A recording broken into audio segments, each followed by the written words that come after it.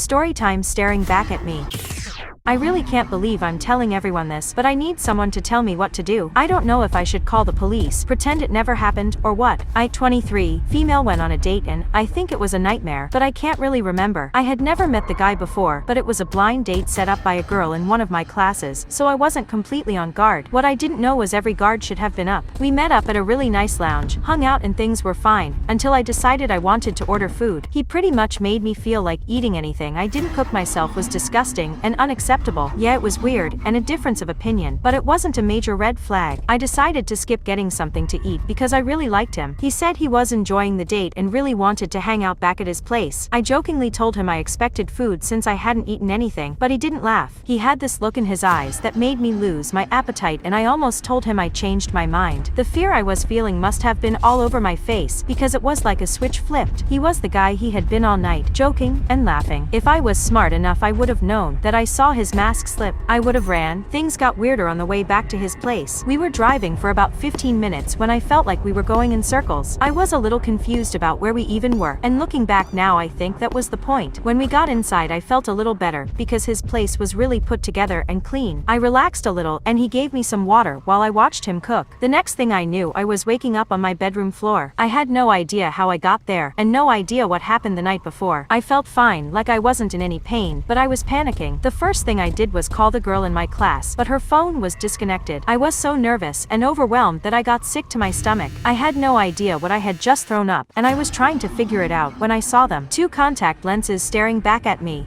Storytime plastic. Reading some of the other things people have survived is making me feel like this belongs here. I once thought I was going to a friend's house to watch a movie, but I ended up fighting for my life. I knew the guy, Charles, for a couple of years. We were on the same football team, and we graduated high school together. I went away for college, so I went a while without seeing him. When I came back home to visit, I had a couple people try to warn me about Charles. I wish they would have been more specific, but they just said he was into weird stuff. I had no idea he was dangerous until it was almost too late. I was never the kind of guy to do what everyone said, so when Charles invited me over to watch a movie I agreed. I kind of regretted it immediately because Charles started making really strange posts. Things like "the night's almost here, and I've been waiting for this a long time." But the one that creeped me out the most was when he said, "I hope he says his goodbyes." I guess I should have taken the post seriously, but I just figured he was talking about something or someone else. We were just supposed to be watching a movie, so why would I ever think any of that had anything to do with me? The thing is, I think I did know that something was really wrong in my gut. Something kept telling me I should skip it or invite someone else to go with me. I was so worried about going I decided I wouldn't drink or eat anything while I was there, and I'm alive because of it. At first everything was normal, and I almost felt like a jerk for everything I was thinking. Charles kept trying to get me to eat and drink things. The more I said no, the more it seemed to make him mad. He finally suggested we start the movie and led me down the hallway to his room. I can't explain it, but the hair on my arms stood up and my whole body got really tense. Charles opened the door to a completely dark room and waved his hand telling me to go first. I stepped into the room and noticed that my feet were making this sound and I was stepping on something. Charles came in behind me and I turned around just in time to see the light from the hallway disappear as he closed the door. It was dark and silent, and I think at that point we both knew he had plans for me that didn't include watching a movie. Charles turned the light on, and as my eyes adjusted, the floors, the walls, the furniture, all of it was covered in plastic.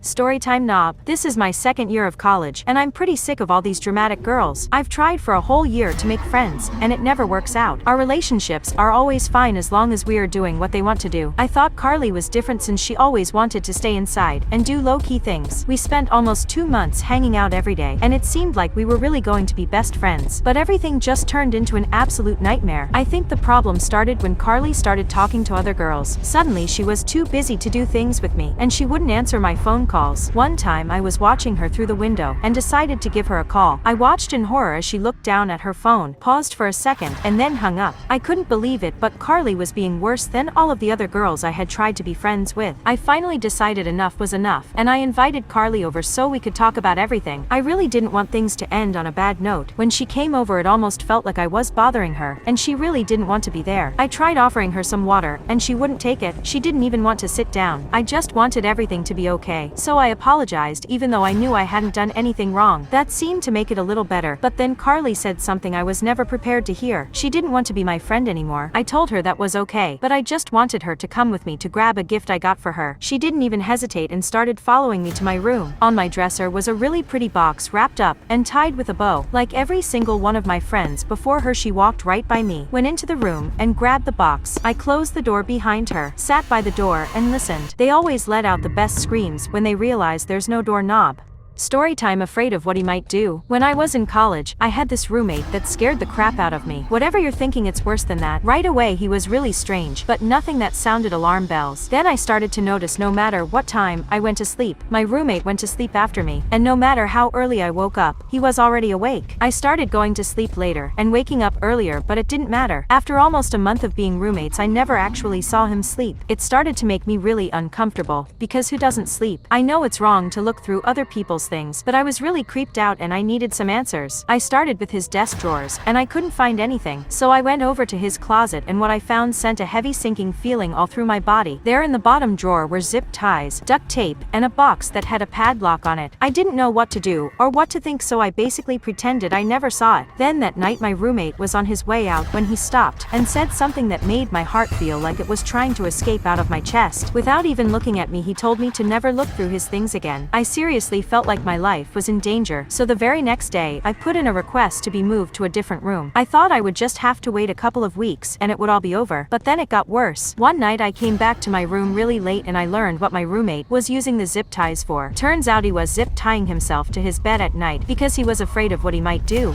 Storytime. Face mask. I used to have this friend named Adam in middle school, and I don't think I'll ever forgive him for what he did to me. We were both a little weird, so I tried not to be too judgmental when he did certain things, but one night he took weird to a whole new level. Neither one of us could make other friends, so we pretty much did everything together. On Halloween it was obvious that we would dress up together and go trick or treating together. We went back and forth for a while about what we wanted our costumes to be when Adam told me he had these really cool masks. I was tired of arguing about it, so I just agreed. I was at Adam's house, so I asked him if I could see them. He got all weird and said something about them being in his parents' room, which was a room we weren't allowed to go in. I knew he was lying, but I told him to just bring them to school the next day. We meet up at school, and he didn't have the masks. I waited until a week before Halloween, and still I had no idea what the masks looked like. I got a little frustrated and pretty much told Adam if he didn't show me the masks by the next day, I was gonna get a new costume. He told me the masks were awesome, and I could look at them the next day. When I got to his house after school, there were two of the creepiest masks I have ever seen in my life on the kitchen table. I couldn't wait to try it on, but Adam stopped me and explained that they were fragile, and I needed to be careful. That's when I noticed the back of the mask was sewn up with a thick thread, and it made me really uncomfortable. When I tried the mask on, it was wet and stuck to my skin a little, and there was this really weird smell. It didn't smell bad, but it was kind of chemically. I asked Adam why it was wet and what the smell was. He told me they were in storage, so he washed them. Halloween night came, and we wore our masks, and the night was going great. That is until my mask started to fall apart.